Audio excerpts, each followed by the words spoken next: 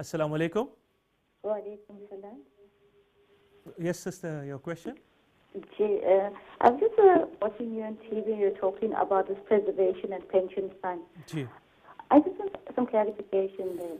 My husband was retrenched, right, and the amount was gone into the preservation fund. We want to know, do we pay zakat on that because that money is not available just yet? Okay, so again, I need to ask the question, how did it go to the preservation fund? Was it the company that put it there, or did you opt to put it there? Well, the company closed down, so this money had to be moved from the company's pension and provident fund into something else. It's part of the rules of the pension and provident fund. That means when a company liquidates, by rule or by law, that money gets invested automatically in a preservation fund.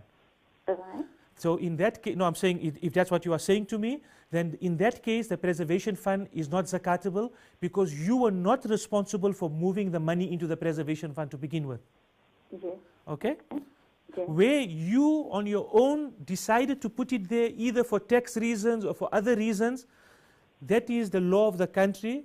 But where you decided to put it there of your own will, that becomes zakatable.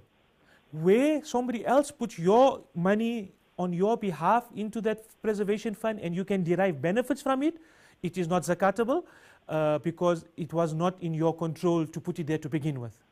Okay. Okay. Does that help, sister? It helps a bit because apparently on the provident, or you have to pay some tax on it as well. Yeah, that's what I'm saying. So that's besides the point now, right? Right. So the legality of what happens if I withdraw 2/3, 1/3, that's a different story. Right? But if from the provident fund, so let me go back one scenario. Right. While you were working, you had a provident fund, I'm assuming.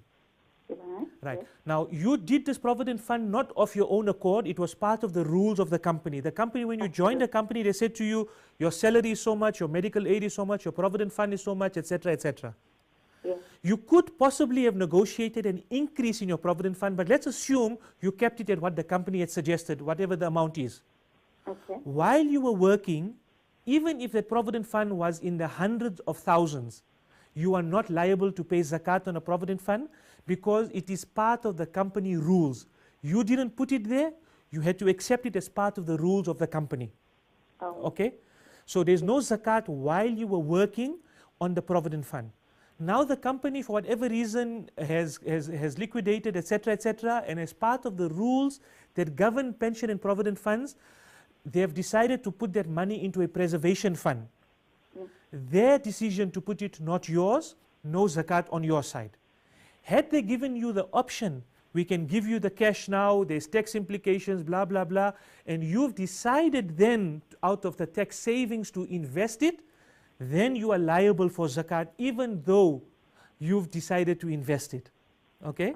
And I know why people invest it. They invest it exactly because of what you said. There's, I think, a 25% tax on the cash that you withdraw. Am I right? I think so. I'm not too sure. Yeah, but something like that. So the simple answer, if they've put it in a preservation fund, there's no zakat on you.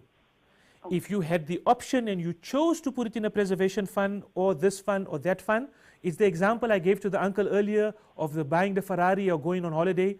You had the choice. On that choice, you will pay zakat. Jazakallah. I appreciate this clarification. Thank you. Shukran. Thank you. Bye.